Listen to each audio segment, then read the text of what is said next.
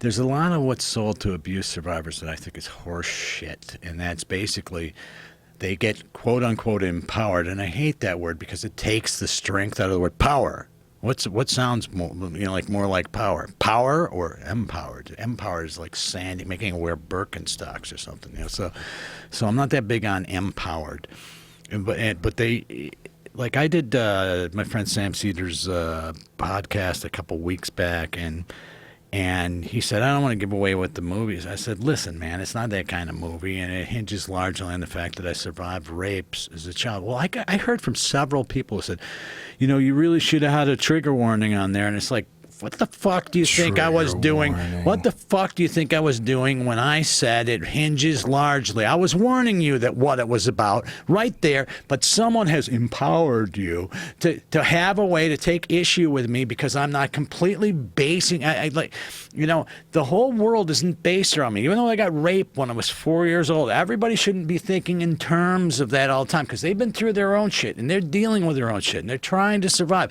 So if I can make them more sensitive to this issue, if I can show them that it matters to them, that they deal with other people who have been through this kind of trauma, and we want to reduce it as much as absolutely possible, that's good.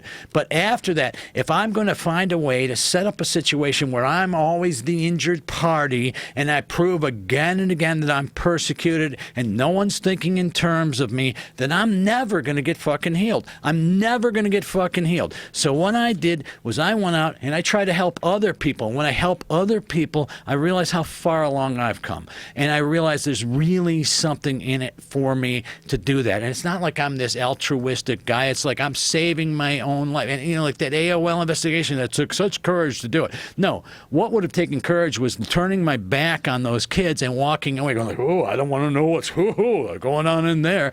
How would I live with that guy? How would I live with myself then? But, it's nice everyone said, oh, gee, what he went through when he was doing that investigation. What about the kids in the fucking pictures? That's what I want everyone to know about. Thanks for caring about me, but it's the kids in the pictures I give a shit about. It's the kids that are suffering right now. Somewhere within the sound of my voice, someone, in this broadcast, where this is on, someone in the next apartment or wherever, some kid is going through this shit. Have the courage to know about it. That's all I ask people. Have the courage to know about it and save the contemporary children so you don't have to deal with a bunch of fucking maniac abuse survivors when you go. That's all. And if anybody can diffuse the James term... Brown's Cape guy's coming in now. If anybody can diffuse the term trigger warning, you're the fucking guy. Well, thanks. Jesus goddamn Christ, stop. We're going to develop a nation of permanent children.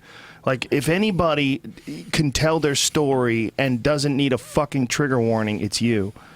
And this idea, I don't need trigger warnings. If you're going to show me something, show me something. And if I don't want to see it, let me know what it is before you show me. Tell me what we all knew what the documentary was about. Yeah. Don't need a goddamn trigger. This fucking term is disgusting. It's a disgusting term. It does damage. It just sets people up to stay in the pit, to wallow. It's empowering them to wallow. Like, well, I've got hurt again because the whole society. It's like, sorry about that shit, man. But I'm telling you what. I know you're in a pit of your own shit. I know you're used to the temperature, and the smell of it you're used to that, and it doesn't bother you that much anymore. But when you stand up and they fucking hose you off, and then you go in the house and take a real shower and put on some clean clothes, you're not going to believe how much better you feel. So stop letting other people tell you that you have to expect the world to do the impossible, and that's be like telepathic about what the fuck you've been through. Get to the point where you can stand up and tell them the story yourself when it's appropriate. And don't put up with anybody who is truly being insensitive or snickering about any of this shit. Fuck people who tell me, people walk up to me all the time and tell me like, well, the good thing is those guys who get arrested, and Bubba will take a, it's like, you're endorsing rape to me? You're fucking endorsing rape to me, motherfucker? I don't want anyone raped ever, not even rapists. Rape is illegal. How about making jails lawful places? How about that for an idea? How about for someone going to jail and realizing the law protects me sometime? I'm not going to be raped. I'm not going to be menaced here. I'm going to, and maybe they will start thinking about getting reformed. But Jesus Christ, don't joke to me about rape. Don't tell me you want them all killed and sweep them under that rug, because I was born without blood on my hands. I don't want any fucking blood on my hands now, man. So don't guess these stupid ass fucking lightweight things and presume I'm going to sign off on them, because I don't ever want anyone else ever raped, and if it happens, even if it's of a rapist, I'm opposed to it, and I don't want them fucking killed either. Now I want them to live with what they did.